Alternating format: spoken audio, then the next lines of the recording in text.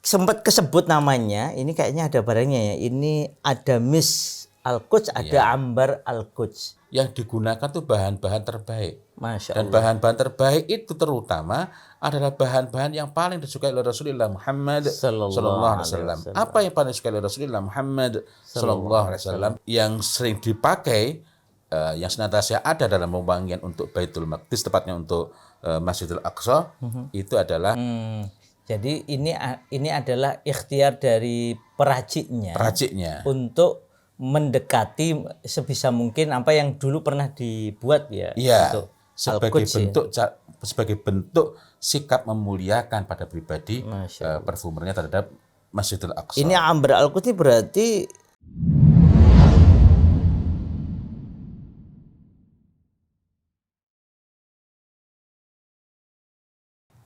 Assalamualaikum warahmatullahi wabarakatuh. Waalaikumsalam warahmatullahi wabarakatuh. Alhamdulillahi rabbil alamin wa bihi nasta'inu ala umuri dunya waddin wassalatu wassalam ala asyrafil anbiya wal mursalin amma ba'd.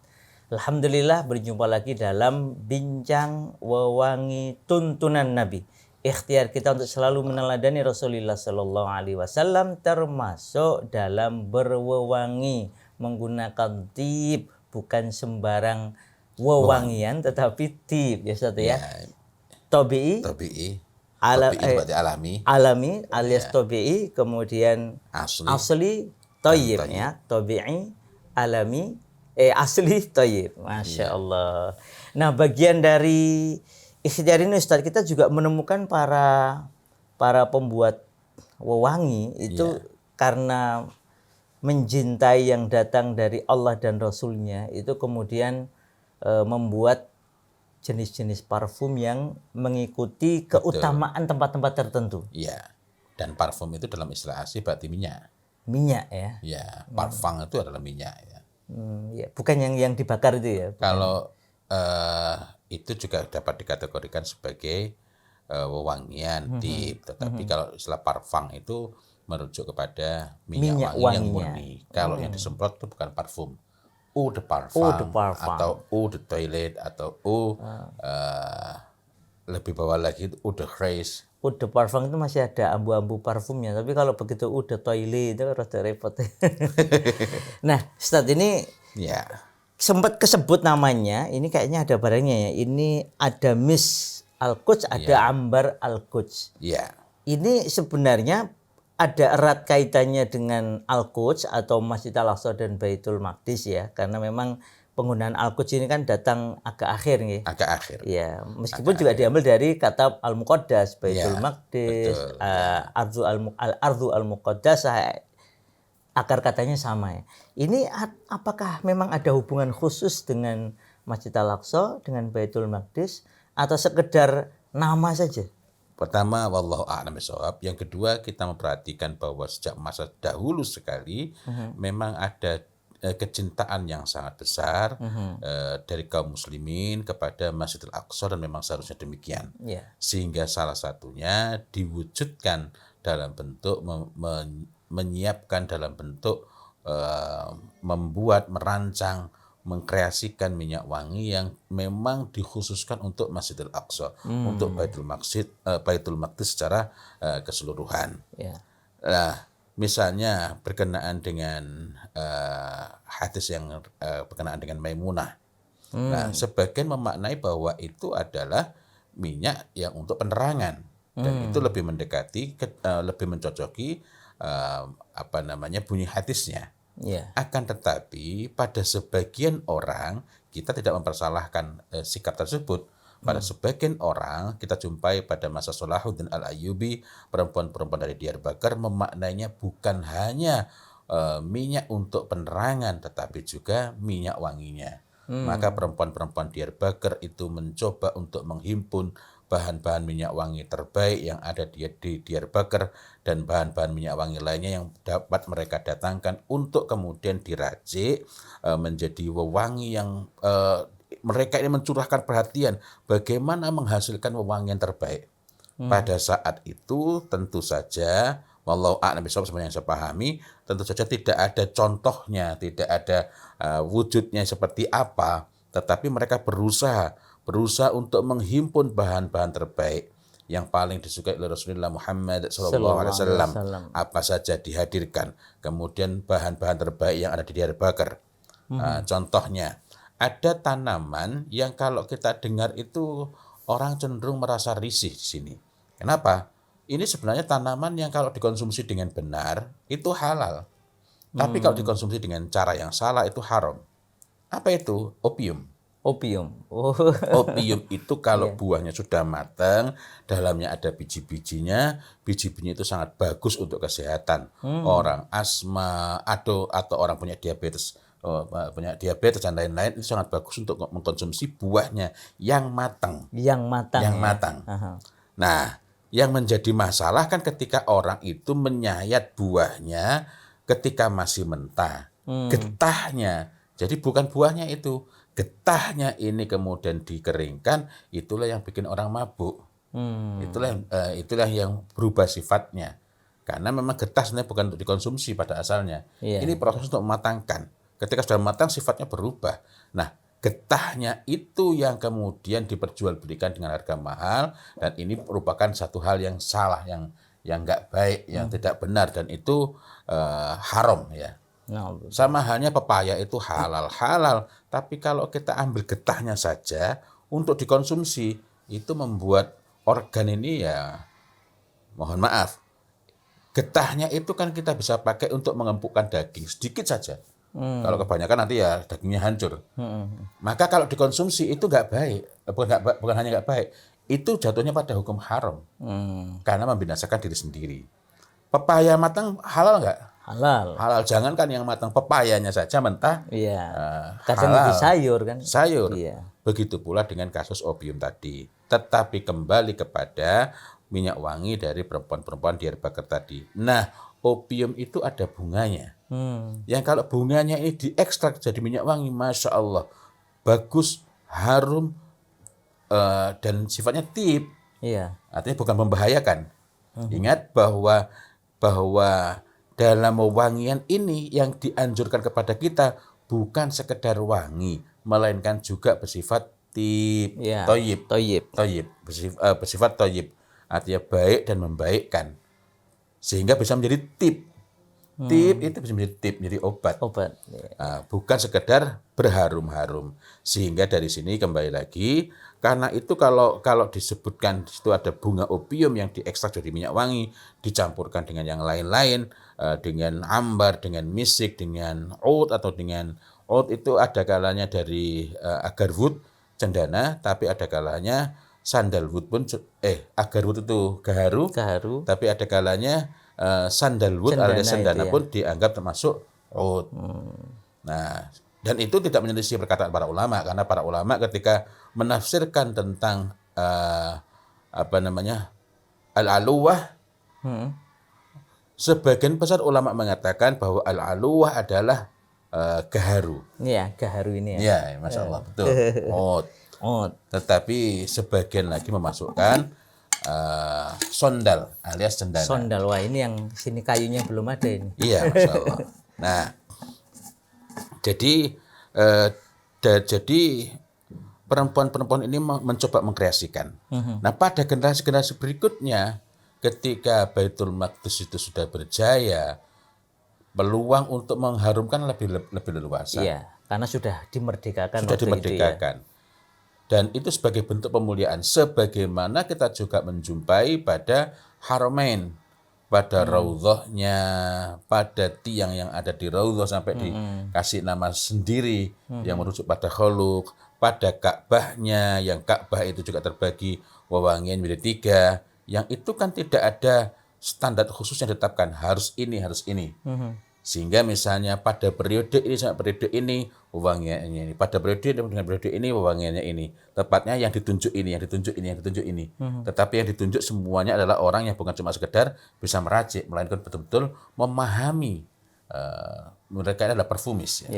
Nah, tetapi yang menyamakan adalah yang digunakan tuh bahan-bahan terbaik. Masya Dan Allah. bahan-bahan terbaik itu terutama adalah bahan-bahan yang paling disukai oleh Rasulullah Muhammad sallallahu alaihi wasallam. Apa yang paling disukai oleh Rasulullah Muhammad sallallahu alaihi wasallam? Yang paling masyhur adalah dari rumpun duhan. Karena setelah kita mempelajari, kita mendapati bahwa beliau sallallahu alaihi wasallam itu menyukai dari rumpun duhan adalah misik dan ambar. Misik dari kijang, ambar dari paus. Kemudian yang kedua dari rumpun raihan adalah al-faghiyah. Nah, yang sering dipakai, yang senantiasa ada dalam wewangian untuk Baitul Maqdis, tepatnya untuk Masjidil Aqsa, itu adalah bahan yang tidak pernah terlepas adalah ambar dan misik. Oh, Masya Allah. Ambar dan misik, di samping bahan-bahan lainnya. Dari sana maka pada generasi-generasi berikutnya ada sebagian parfumer itu yang berusaha untuk melakukan rekonstruksi. Mencoba menelusuri, membaca sejarah, apa yang muncul dari sana, bebauan apa yang diciptakan orang, dan tampaklah bahwa bebauan yang menonjol itu adalah ambar, misik. Nah, sehingga misalnya ini adalah ambar al-Quds. Tapi walaupun bahannya sama, bukan berarti otomatis kita dapat mengatakan beginilah minyak wangi yang dipakai di Masjidil Aqsa pada masa dulu. Jadi ini adalah ikhtiar dari peraciknya untuk mendekati sebisa mungkin apa yang dulu pernah dibuat ya. Iya. Sebagai bentuk sikap memuliakan pada pribadi parfumernya terhadap Masjidil Aqsa. Ini ambar al-Quds ini berarti bahan utamanya ambar, bahan utamanya ambar. Nanti terutama akan tercium pada akhir yang orang sering menyebutnya sebagai end notes ya, end notes. Tapi kalau yang awal muncul itu adalah wewangian yang berasal dari bunga. Ada yang menonjolkan bunga, tapi kalau pada kasus ini yang digunakan itu justru wewangian yang jarang kita jumpai, yakni dari kulit dan bunganya dan daunnya buah tin. Kulit dan buahnya? Daunnya. Kulit dan daun buah tin. Buah tin. Wah, sini ada nih banyak. Oh, Masya Allah. Kulit dan daun ya? Kulit dan daun. Menarik. Di Australia kita juga bisa menjumpai ada yang menjual secara khusus wewangian yang sifatnya deep begitu dari kulit dan daunnya buah tin. Oke, ini ada pohon tin, kemudian daunnya bisa kita ambil, diolah menjadi. Kalau kulitnya itu maksudnya kulit dari buahnya atau kulit dari pohonnya? Kalau yang saya pelajari situ, pulp itu berarti kan ini kulit pohon. Kulit pohonnya ya. Entah komposisinya seberapa. Ini yang saya masih perlu melakukan penelusuran lebih jauh. Tetapi daun itu juga hal yang dijadikan sebagai bahan minyak wangi dari minyak wangi tin. Secara umum disebutkan sebagai yang paling banyak diproduksi adalah minyak wangi dari daunnya buah tin. Iya, karena memang daunnya biasanya bisa banyak. Bisa lebat gitu ya, Masya Allah. Tetapi yang nanti akan disebutkan memiliki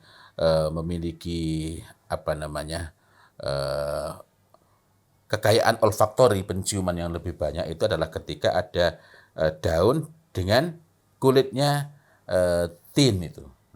Jadi ketika kedua bahan ini dipadukan ya, itu muncul bau yang lebih kaya, lebih khas. Nah, lalu itu dicampur juga dengan madu. Ini madu yang tentu saja di antara madu yang baik adalah madu mawar dari Taif. Kemudian ada mawar Taifnya juga, kemudian ada misik dan ambar. Tetap ada misiknya walaupun namanya ambar al-Quds ya. Ada yang menyebutnya sebagai ambar. Ya, ini ketika yang ditonjolkan itu ambarnya. Kan ini upaya rekonstruksi ya. Upaya rekonstruksi itu ada bahan-bahan ini yang dipakai. Jadi karena ini lebih banyak ambarnya daripada mis dan yang lain nih tadi nggih, maka disebut ambar al-Quds. Betul. Sebaliknya nanti ada yang mencoba untuk merekonstruksi dengan hal yang sama. Lalu yang dijadikan bahan bukan yang ini ya, saya pas nggak ada di sini. Itu bahan yang awal itu justru melati. Yasmin. Melati. Tetapi yang juga tidak terlupakan adalah ini tadi ada mawar taifnya. Nah, di minyak wangi lain yang diikhtiarkan sebagai upaya rekonstruksi minyak wangi untuk Masjidil Aqsa itu juga tetap ada mawarnya. Jadi mawar, misik, dan ambar itu merupakan bahan 3 bahan utama ya. Iya. Kalau ini kan ada cendananya juga. Artinya nanti kayu-kayuannya ada yang pada umumnya dari cendana. Sandal. Ya, sandal. Sementara mawar itu ya ada yang lebih memilih mawar taif, ada yang memilih untuk menggunakan mawar Damaskus. Iya. Walaupun mawar taif itu awalnya dari Damaskus, tapi memang tetap memiliki sedikit perbedaan.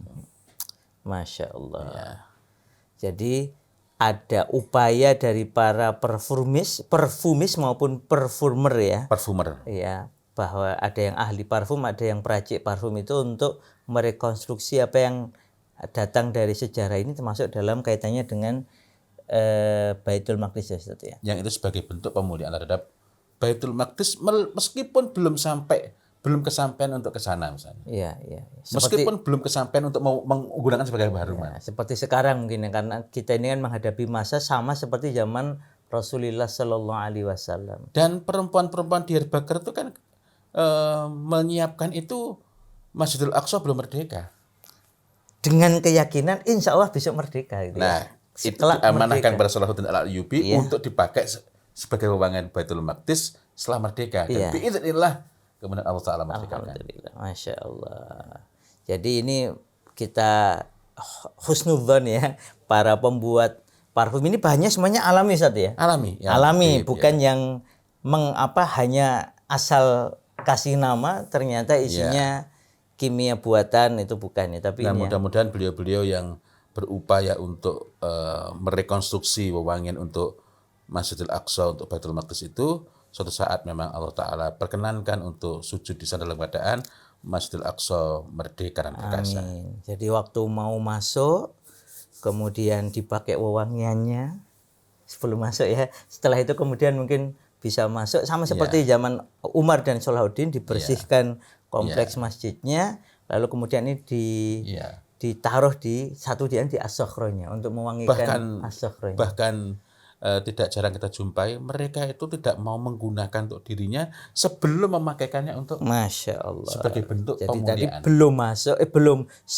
belum dipakai dulu, masuk ke dalam kompleks Masjid Al-Aqsa, kemudian membersihkan satu ini as-sokhro ya kalau yang Umar lakukan, kemudian beliau bersihkan, beliau wangikan, lalu baru memakainya gitu ya.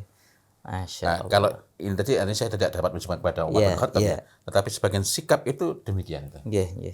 Jadi ada yang memakai sebelum masuk ke masjidnya, ada yang memakai setelah di dalam dan masjid. dua-duanya karena sikap takzim. Masya Allah. Demikian para sahabat wewangi Nabi sekalian. Jadi apa yang dituntunkan oleh Rasulullah Sallallahu Alaihi Wasallam itu Masya Allah memang senantiasa luar biasa. Tadi yang beliau sebut Maimunah binti Sa'ad itu adalah satu di antara sahabiah yang kalau pakai kalau pakai strata sekarang itu mungkin dianggap termasuk yang paling bawah karena beliau itu pembantu.